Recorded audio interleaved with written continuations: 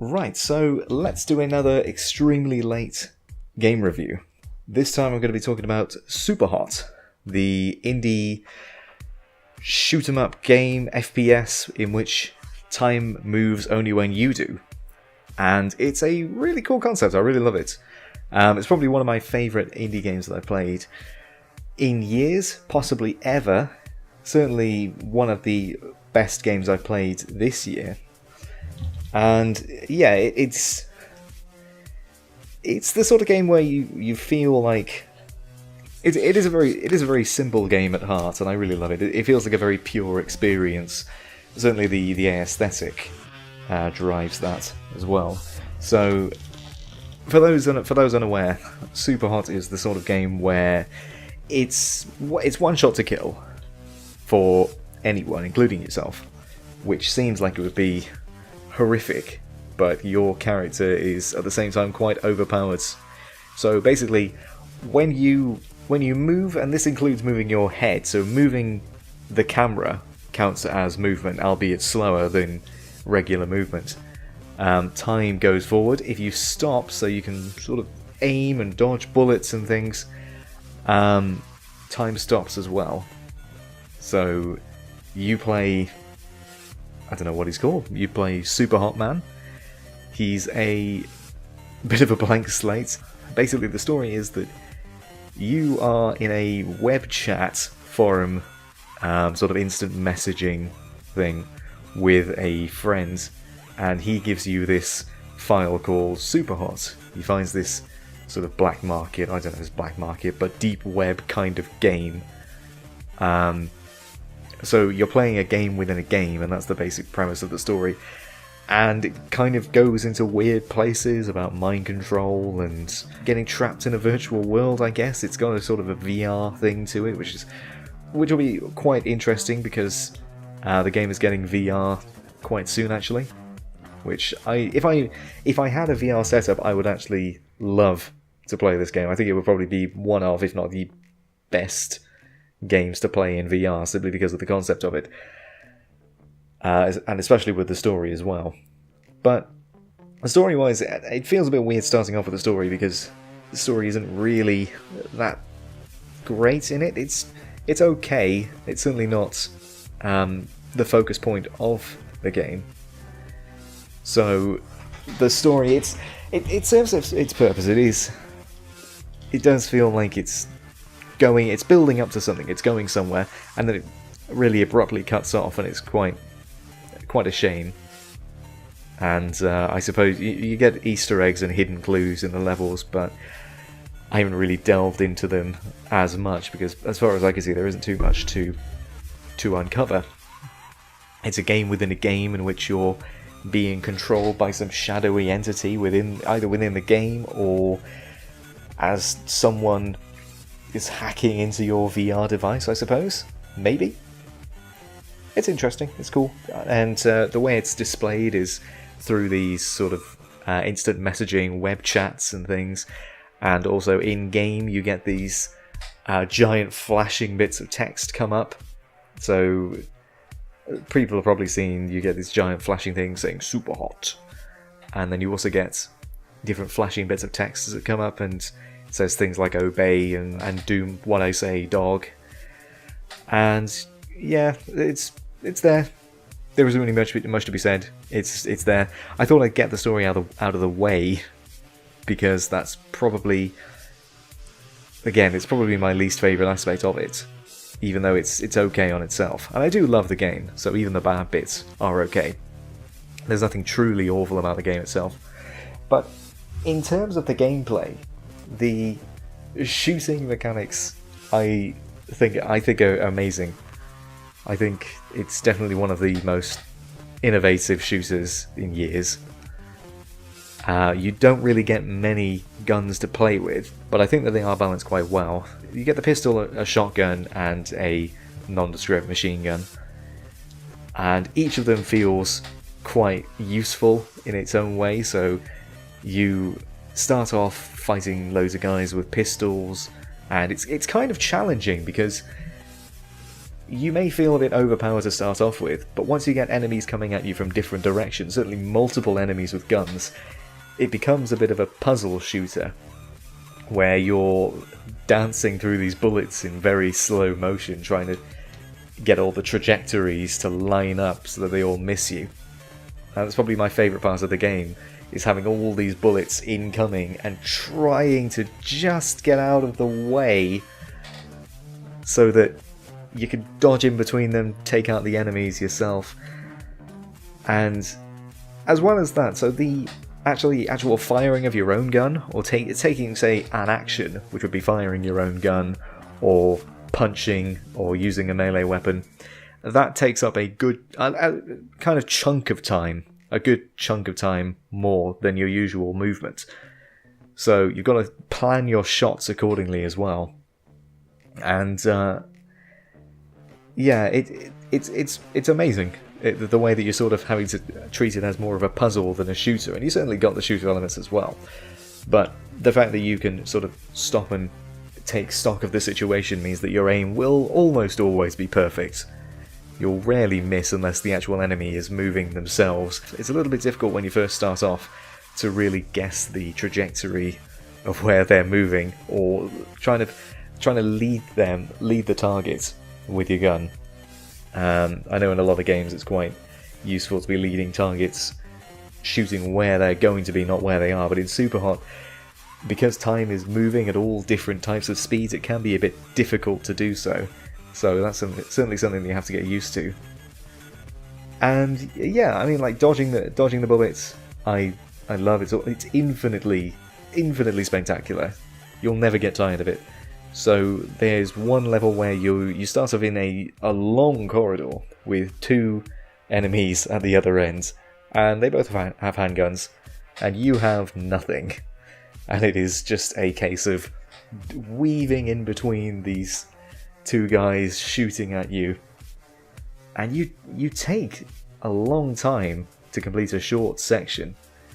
Amazingly, the game has a replay function, and it's probably something that I've spent an inordinate amount of time in, which allows you to replay the level you've just played in real time, and you can actually use the numpad to change the speed at which the replay is going. Things like changing it into third person, which is a bit wonky as of current, which is a shame because I would like to see this sort of swarm of death coming by. But watching it in real time, a level goes by in about 30 seconds, a minute, and that actually takes probably about 5-10 minutes in game time, just weaving in and out and stopping time, starting time, and then you get this perfect clean run through where you just walk in, you get perfect shots on every enemy, dodging bullets mere inches away from your face, and it looks amazing. It really is a real power fantasy to have that. They've done it so well in terms of how incrementally time moves when you take certain actions. Things like moving your head, so moving the camera, slows time less than moving your body. So sometimes you'll get a bullet that is coming so close to you that would kill you immediately. But what you can do is just move your head and watch it just go right past your face. And it's one of the best feelings I've had in a game ever, is just slowly watching these bullets, and they all have really long traces after them, so you can see the trails that they leave behind them. You can see all the bullets coming and going. And just watching these bullets flying past your face as you turn your head to just sort of get out the way a little bit. It's odd because it's quite a simple mechanic that I've never really seen in a game before. And I know that this game has had a long, maybe not a long development, but certainly a long sort of press history. People have seen different builds of the game and different trailers and been hyped up for going on about 1.5 years, 2 years now. So we're well aware of it, and we've always been anticipating it. Now it's brilliant to see that it's finally here. I've been tracking the game for probably since it started, it first got announced. So it's great to have that finally in my hands. probably the only shooter that I've ever tried that has this mechanic. I know that other shooters will have slow motion. You get, obviously going back to Fear about a decade ago, and probably further back than that. But to see it in this sort of way, where it's so incremental, the time mechanics, it's so down to the actual fine tuning and down to the actual fine grain of the moment-to-moment action. Yeah, it's something I haven't really seen ever. But on the weapon front, it just feels like you have all these.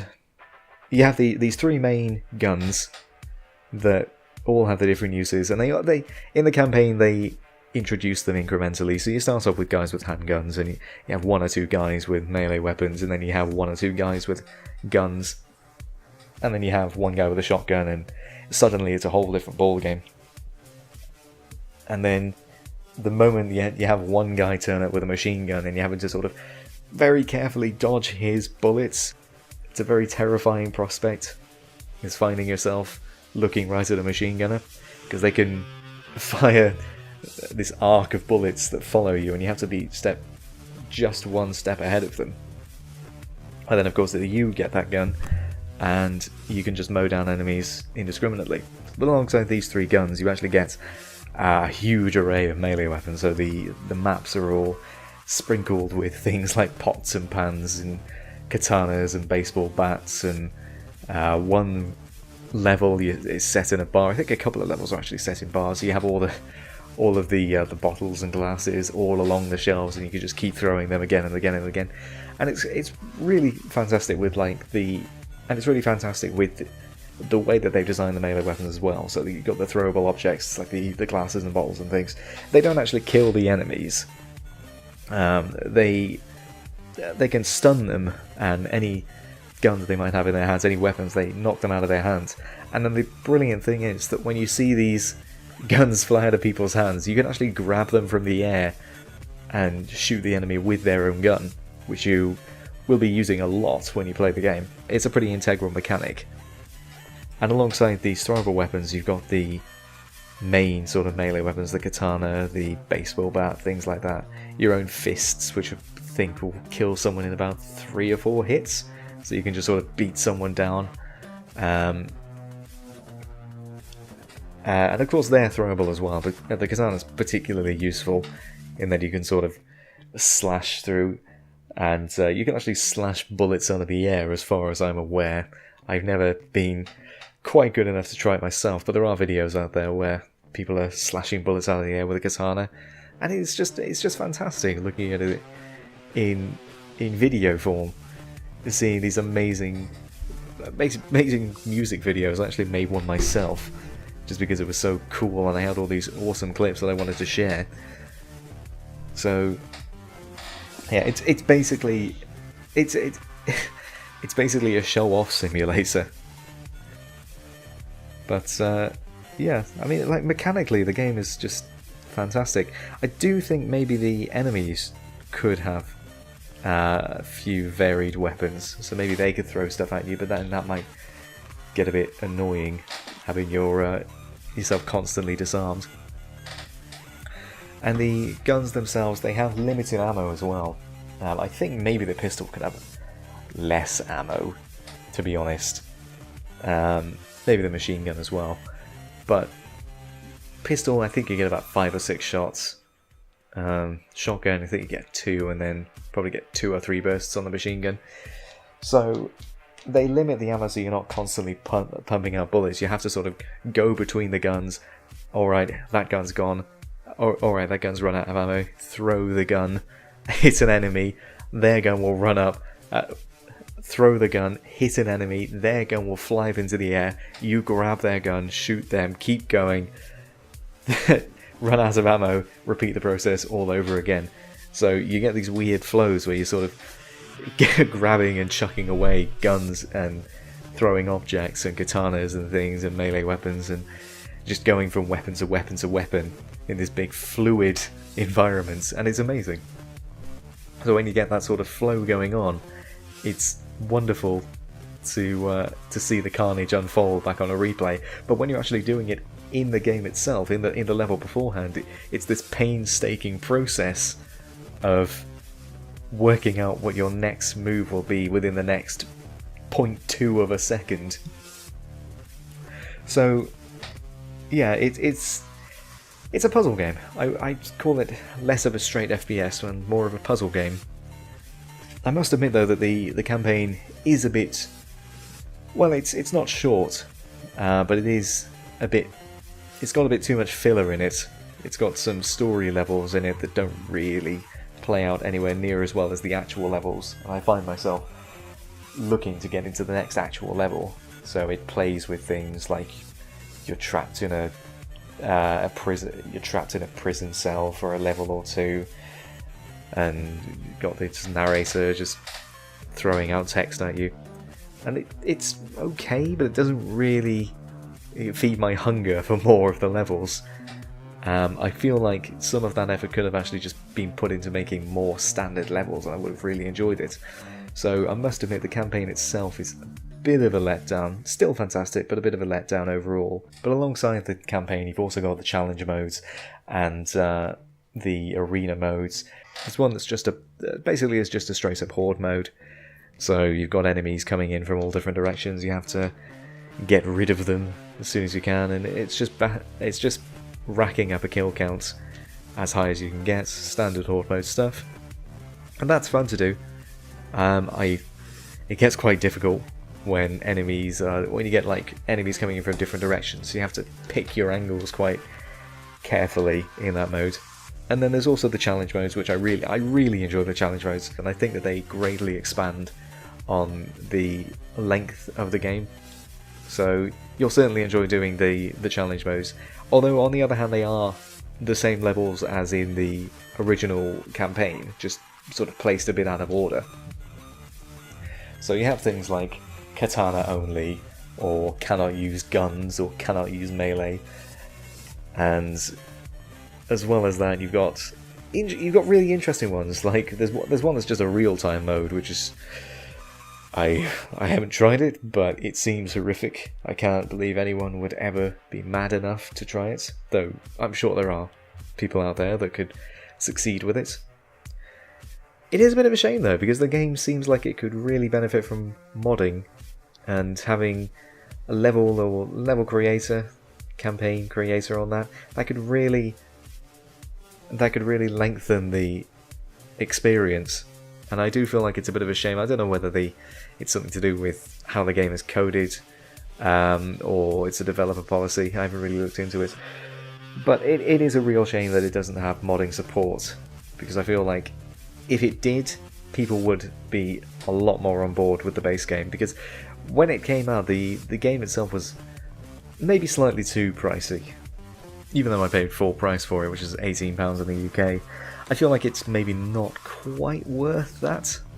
So to put a price on it, I don't know, about £12-13 maybe. I'm not very good at valuing games that I play. I certainly got £18 worth of enjoyment out of the game, but I think as an average, the average person may not play it nearly as much. They may not delve into the challenges and the arena mode quite as much as I did. So if you're just looking to play it for the campaign, it's certainly not worth the £18. But with the modding support, it definitely would be in that case. I would love to see different levels and different enemy placements. Maybe not even different enemies, because the enemies themselves, the way they've set it out, it's functional and it's fine-tuned enough that I really enjoy it. So even just a level creator would satisfy me for months. So we'll talk about the aesthetic of the game, which it's really done well. So it's set up so that everything is very abstract and white and clean. There are very few actual colours in the game. Really, it's just white shades of grey, black, and red, very prominently. And everything is very hard and crystalline. So whenever you kill an enemy, they don't just die, they shatter. So it's a very, very hard and focused and pure experience, which I love. And the sound design really complements that as well. So the ambient sound of just moving and having all these things shattering around you in very slow motion. Things are sort of screeching a little bit uncomfortably around you.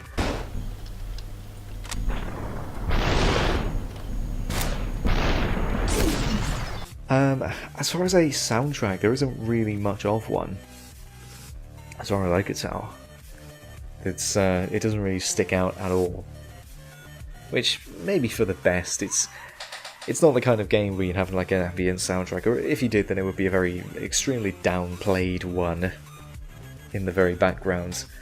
I wouldn't really think of what it would be. Maybe like a futuristic kind of vague synth soundtrack might do it well. But I didn't really feel like it needed much of one.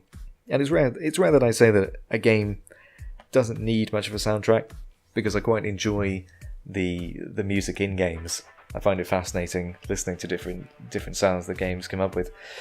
But Superhot isn't really the sort of game where it's really even needed. The other thing with the aesthetic that maybe could have been refined a bit, I kind of like it, but again, with the story, it's mostly just okay. It doesn't really serve much of a purpose. Is the sort of old CRT screen effect that they've got going on with like the very pixelated letters as if you're typing on a very old computer. I kind of get it. It's got a sort of retro, again, old PC, 80s typing kind of feel to it. You've got all the scan lines going across, and it's quite grainy when you're in the actual game itself. I like the grain, maybe not the scan lines of the CRT curve of the screen, because it doesn't really feel like it's that kind of thing. I don't know where it's really come from. It's an odd one. It's an odd quirk. It makes it unique in a way, but doesn't really feel like it gels as well with the rest of the game. So to round off a quite quick review of the game, I'd say overall gameplay amazing. Possibly some of the best shooting and puzzle solving, faux puzzle solving gameplay I've seen in years. So absolutely stunning, and definitely worth playing just for that. But what could be improved would be things like the story, things like the way it's presented, certainly the price maybe, modding support, and in terms of gameplay, I'd really love to see an expanded melee focus, because really at the moment it's just there's no blocking or anything, and there's no like a parry you can do. You just sort of back out of the way and then slash, and they shatter on one hit. It is certainly more focused on dodging everything than blocking everything, which is admirable in itself, but I'd like to see more focused melee style. The other thing I'd love to see would be things like more verticality would be fun. So things like crouching or sliding or jumping would really improve the gameplay experience, I think. And yeah, I think modding support would definitely improve the game times 1,000. I think it's what the game is sorely lacking, and I would hope to see that in a future, either a future update or a future release, so I'll certainly keep an eye on what's going on with the game in future. But yeah, I would recommend Superhot. I wouldn't recommend it at full price, unless you are the kind of person who loves puzzles and loves FPS games, and would be very interested in picking apart the secrets of the game through the challenge modes and things like that. So you need to get the full experience of the game by playing everything in it. If you just wanted to go for a quick campaign with a kind of cool mechanic, I don't think the game would be for you at full price. But on a sale, I would say definitely get it. I would certainly recommend it, and I think it is one of the best indie games that I've played in a very, very long time. So thanks very much for listening. I've been Barrez. Please like and subscribe, and I will see you next time.